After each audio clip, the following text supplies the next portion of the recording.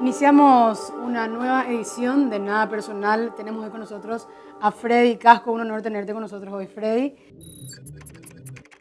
Artista visual, escritor, director artístico de Fundación Texo, editor de la revista Sueño de la Razón y también cofundador del Ojo Salvaje y ediciones de Labura en Asunción. Bueno, queremos arrancar y queremos preguntarte muchas cosas. La primera, partiendo de cero, nos gustaría preguntarte cuál es el camino que te llevó al arte, ¿verdad? A meterte de lleno en eso. Un camino sinuoso. Yo no tengo formación académica en arte, entonces yo había terminado la facultad a comienzos de los 90 y yo estudié Derecho. Después me ligué sobre todo al mundo de la literatura, ¿no? Conocí a Lía Colombino a mediados de los 90 y empezamos a hacer unos talleres de escritura experimental, ¿no? Eso terminó con la creación de una pequeña editorial que se llama Ediciones de Labura.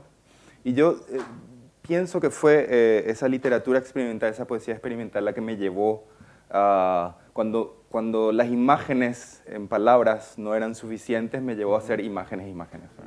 ¿No? Pensando también, dentro de tu obra, uno de los temas recurrentes es pensar el poder, imaginarse, describirlo, tratarlo. Capaz el haber tenido como primera carrera de Derecho, ¿crees que se relacionó con eso o no? ¿Y por qué también eso como una elección de tema, verdad? No lo había pensado de esa manera, pero creo que tenés razón. Sí, yo creo que el haber estado en Derecho, no solamente, y sobre todo que yo hice gran parte de la universidad en época de dictadura, también hice el servicio militar, que era obligatorio, ¿no? Entonces, pero yo creo que fue justamente el acceso a la palabra jurídica, ¿verdad? Lo que me llevó a pensar de otra manera, pensar de manera política el arte probablemente. ¿Cómo te gusta encarar esa parte, digamos, de la política en el arte? Tal vez con ironía, ¿puede ser? Eso básicamente esa es, en general mi propuesta está ligada a la ironía, a la parodia, ¿verdad? Esa es una manera de hacer crítica al humor negro, ¿verdad? Que me parece una de las formas más subversivas de crítica, ¿verdad?, del humor negro. Me interesa trabajar sobre todo la imagen del poder y sobre todo qué es lo que está detrás de eso, ¿no? Desmontar las imágenes del poder es uno de los intereses que están, por lo menos cuando empiezo a hacer algo. Tienes varias series en cuanto a lo que es fotografía. ¿Qué nos puedes contar del regreso de los brujos, ya que estamos hablando de esto, ¿verdad? Sí, el retorno de los brujos... El retorno. Sí, les cuento brevemente la historia porque puede resultar una anécdota interesante. Yo ya venía hurgando los archivos y las cosas que hay en ese pequeño mercado de pulgas que funciona hasta ahora los domingos en Asunción. Y en un momento me encuentro con un maletín. Lo primero que me llamó la atención era el maletín, porque era un maletín así muy design de los años 60, color naranja, me acuerdo. Así, del que está sobre Palmas Sí, o alguno de sobre ellos una que mesa están en había el un centro. maletín, ¿verdad? Wow. Yo ya venía comprando fotografía de todas maneras, pero estaba ligado más a... Yo hacía mucho collage en esa época. Estamos hablando del año... fin del 2001, comienzo del 2002 probablemente. Encuentro dentro del maletín una pila de fotografías que probablemente estaban ahí de relleno, ¿verdad? Lo que se vendía era el maletín que tenía un precio y todo eso. Y empiezo a revisar las fotos, mostraron una cosa, ¿verdad? Y en el dorso estaban las anotaciones de los fotógrafos y los sellos de los fotógrafos y todo eso. Entonces fui tratando de identificar en ese momento de qué trataba eso. En todo caso eran encuentros protocolares, ¿verdad? Se podía ver algunas personalidades que venían a visitar al régimen de aquella época, la dictadura de Stroessner. Pero era toda una cuestión muy protocolar, fiestas, recepciones. Después fui comprando las fotos de a poco y en un momento sí adquirí todo el lote. En ese momento, como eran fotos marginales, probablemente los historiadores, ¿verdad?, o los coleccionistas de fotografía no le daban mucha importancia en ese momento, ¿verdad? Adquirí todo el lote y ahí fui investigando en mayor profundidad, tratando de identificar los personajes y todo eso. Y llegué a la conclusión de que ese era el archivo de Juan Oleari, hijo, ¿verdad?, que fue director de protocolo de Stroessner durante unos 20 años aproximadamente. Las fotos comienzan más o menos a mediados de los 50 y termina a fines de los años 70. Entonces, una vez que pude identificar ese archivo, dije, ¿qué hago con esto? Yo no soy, soy coleccionista, pero no específicamente de ese tipo de fotografías. No soy historiador.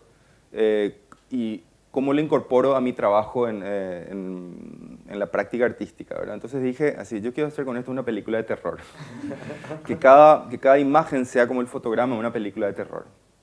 Entonces lo que hice fue básicamente utilizar dos estrategias.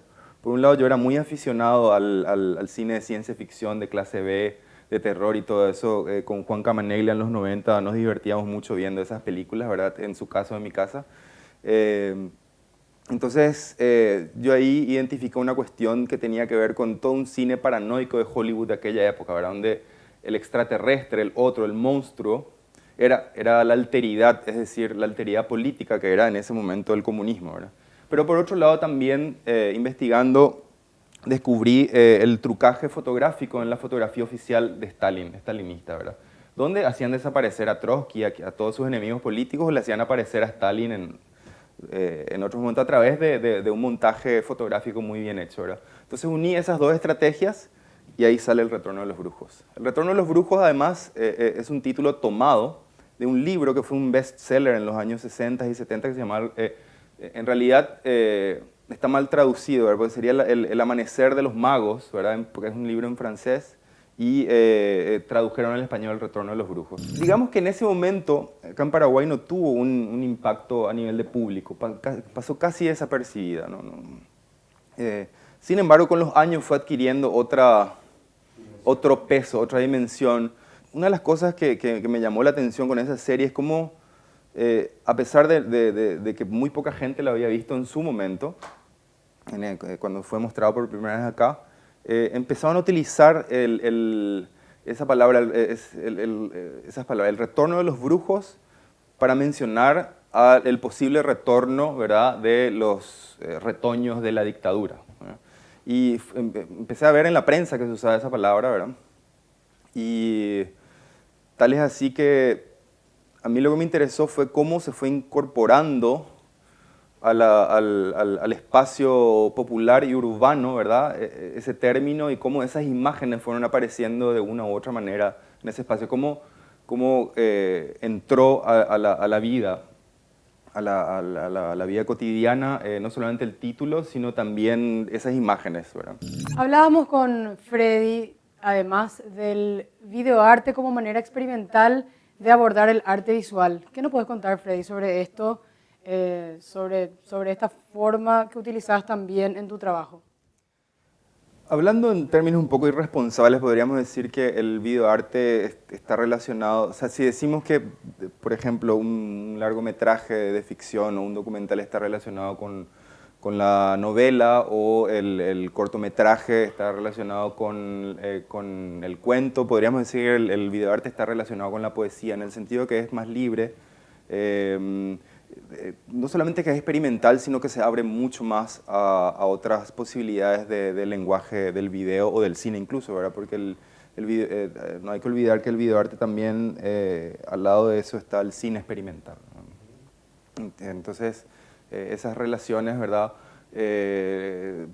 están ligadas probablemente más a las artes visuales, a las artes plásticas, que al cine, como tradicionalmente se lo conoce. ¿Con qué elementos a vos te gusta jugar, experimentar? Depende, porque yo al comienzo, en los años 90, trabajé muchísimo la cuestión me interesaba mucho la textura del video, porque en esa época se usaba las cintas y todo eso, y eso daba mucha televisión y todo eso daba me gustaba mucho la trama de los píxeles, esa perturbación en la imagen de baja calidad y todo eso. Trabajaba mucho en esa línea, ¿verdad? Después, ya en los 2000, trabajé menos con el video que con la fotografía, y fui trabajando mucho más en el campo de la fotografía. No obstante, en el 2007 hice un corto que se llama Chaco Fantasma, donde justamente partía de un pseudo documental, una especie de documental, pero se perdía en un campo mucho más experimental, ¿verdad? Era lo que básicamente de lo que trata ese video Chaco Fantasma es tomar una parte de la celebración guaraní Arete Guazú en el Chaco Central, y empieza como si fuera un documental y todo eso, pero después se va perdiendo en los campos más libres, donde hay sonidos, hay una ralentización del tiempo y está mucho más ligado a lo que yo percibí de esa ceremonia de una manera mucho más subjetiva, ¿verdad? Mucho más sensorial que lo que se ve, lo que se trata de mostrar probablemente desde un documental o desde otro lugar. En tus obras, tanto lo que es, digamos, audiovisual, videoarte y fotografía, normalmente incluís mucho de lo que es el contexto local. ¿De dónde sale esa inspiración o de dónde nace ese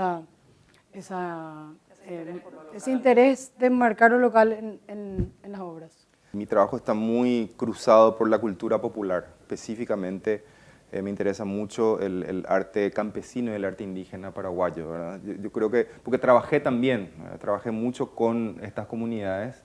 Entonces hay como una contaminación, al comienzo no me da cuenta, sin embargo es inevitable la contaminación, entonces creo que en un momento se cruzó mucho eso y se sigue cruzando de hecho, ¿verdad? Y hoy, cuando sí se sigue cruzando, ¿a qué te referís? ¿Cuál es tu contacto con esta? Yo sigo trabajando como curador y acompaño procesos de muchos artistas, sobre todo últimamente indígenas, ¿verdad? Hace poco estuve en el Chaco, específicamente en Noiland, la colonia menonita Noiland, y después fuimos al territorio Ayoreo Totobiego Sode a encontrar artistas y gente, ¿verdad? que está cuidando, protegiendo no solamente un territorio, sino también su propia cultura, ¿verdad? Hay artistas increíbles, o sea, de hecho, y esto no lo digo, o sea, lo digo sin ningún romanticismo. Creo que es contundente lo que hacen, a pesar del apartheid, ¿verdad? que sufren constantemente, que puedan hacer estas piezas, estas obras fantásticas, ¿verdad? No solamente fantásticas, sino muy potentes, a mí no deja de sorprenderme y no deja de alimentarme. ¿Cómo es para un artista estar a cargo o en la parte de dirección de una fundación como es Texo? Empieza como una empatía, donde uno dice, bueno, me gusta la obra de Bettina Brizuela, me gusta la obra de Claudia Casarino o de Marcos Benítez, por poner tres nombres contemporáneos a mí. Entonces, yo soy artista, ¿verdad? Y bueno, y exponemos juntos y todo eso, pero después, bueno, sí, a mí me gustaría también hacer algo con esas obras, ¿no? Entonces, ¿qué puedo hacer?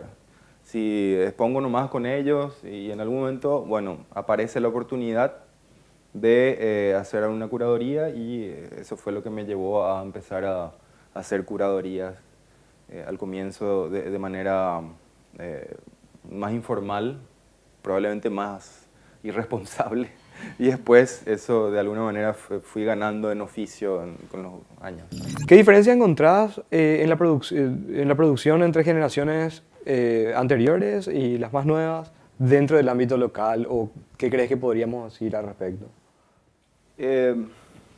Bueno, yo creo que las herramientas que propone hoy día las nuevas tecnologías, sobre todo la telefonía, yo creo que la revolución en la fotografía es el teléfono. Siempre se pensó pensando en el futuro, en que otros dispositivos.